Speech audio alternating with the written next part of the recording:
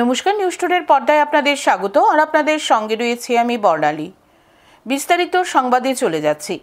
রাজধানীর বনমালীপুর স্থিত শ্রী শ্রী মহানাম অঙ্গনের উদ্যোগে বৃহস্পতিবার বৈষ্ণবাচার্য শ্রীমান মহানামব্রত ব্রহ্মচারীর 121তম আবির্ভাব দিবস উপলক্ষে এলাকার বয়স্ক নাগরিকদের মধ্যে শীত বস্ত্র বিতরণ করা হয়।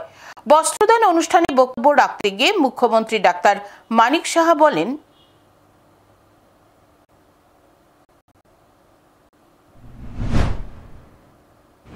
আমরা জানি যে মহানামব্রত ব্রহ্মচারীর যে আদর্শ শিক্ষাকে প্রার্থনা করে মানবতার যে সেবা কার্য, সেটা এই সঙ্গের মাধ্যমে ওনারা সবসময় তুলে ধরেন। কিন্তু আমাদেরও উচিত ওনাদের থেকে সমস্ত ধ্যান ধারণা এবং যে পথ আমাদের মহানামব্রত ব্রহ্মচারী আমাদের দিয়েছেন, সেগুলো সমাজের মধ্যে আমাদের পৌঁছানো, সেটা আমাদের প্রয়োজন।